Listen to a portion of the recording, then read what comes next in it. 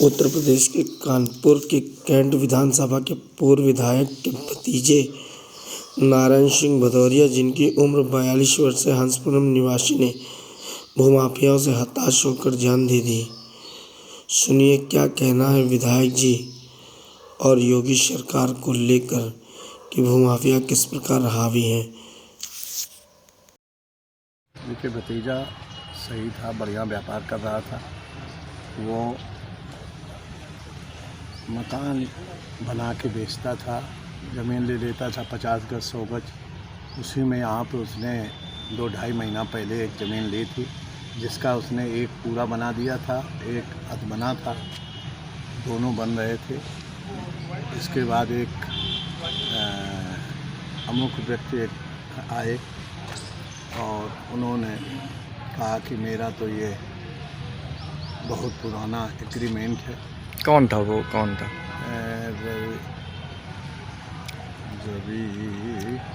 रविकांत पांडे जी। तो उन्होंने जब उस पर डाल लिया तो वो डिप्रेशन में आ गया। अभी शटरिंग वाला भी सवेरे आया था तो उसने कहा कि वो कह रहे थे भैया आज समझौता हमारा हो जाएगा, बात हो जाएगी, मेरा प्लाट है, हमने कागज आगज सब किए।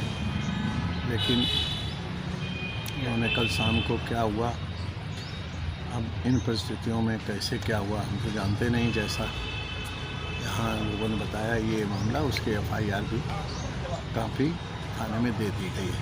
अच्छा, नहीं कर्ज तो व्यापारिक है, 3 करोड़ मेरे ऊपर कर्ज है, व्यापारिक है तो देता था। 30-32 लाख रुपया लिए थे, काम कर रहा था। उसके बाद ट्रैक्टर है, उसके पास सारा काम है, रोज़ का बिल्डिंग मटेरियल का काम है। अभी तक पुलिस की कार्रवाई क्या, पुलिस की कार्रवाई तो अभी हम अपने में फंसे रहे। किसी तरह से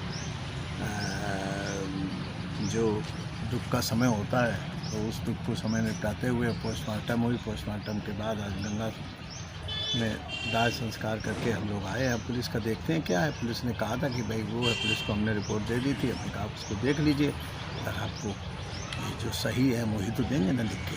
जो थी वो भी आया था, जिसने इनको बेची थी वो भी आया था। अच्छा, जिस पे आरोप है क्या उसके विषय में कुछ जानते हैं आप? मैं कुछ नहीं जानता, भगवान साक्षी, वो मालूम भी नहीं है कौन है कौन नहीं है। वो ज़रूर आया था जिसकी ज़मीन, जिसने ज़मीन बेची है इनको, वो भी था।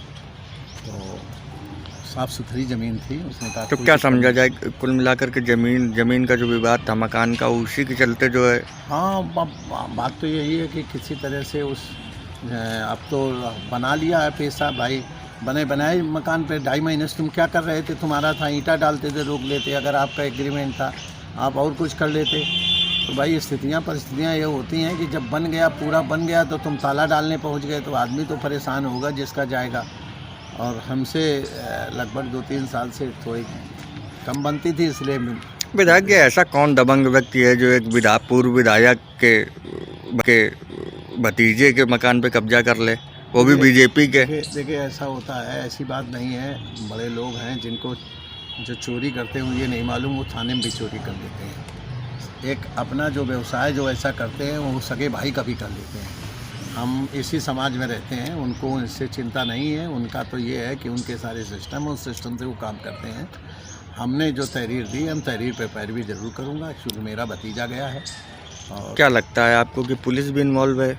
नहीं, हम पुलिस को इन्वॉल्व क्यों? पुलिस का इकबाल है। आज पुलिस के बल पे तो आज पूरा संदेश है कि पुलिस अच्छा काम कर रही है। पुलिस जो पकड़ेगी वो देखेगी। अब पुलिस कहाँ देखेगी? हमने जवाब दिया है, अगर उसका जवाब नहीं देती है तो मैं आगे बात उठाऊंगा। पुलिस का अगर इन्वॉल्व होगी तो हम पुलिस से बात करूंगा, भाई पुलिस क्यों इन्वॉल्व है। आया जिसमें भूमाफियाओं से परेशान एक युवक ने आत्महत्या कर ली। क्या ये मामला है, क्या कार्रवाई हुई सर? इस संबंध में अभी थाना नवस्था से में एक प्रार्थना पत्र प्राप्त हुआ है आत्महत्या के लिए उकसाने का। तो जो प्रार्थना पत्र है उसके आधार पर अभियोग पंजीकृत करके आवश्यक विधि कार्रवाई की जाएगी। सर इससे क्या पूर्व में भी कुछ अवगत कराया गया था पुलिस को, जैसा कि उनके परिजनों का आरोप है सर?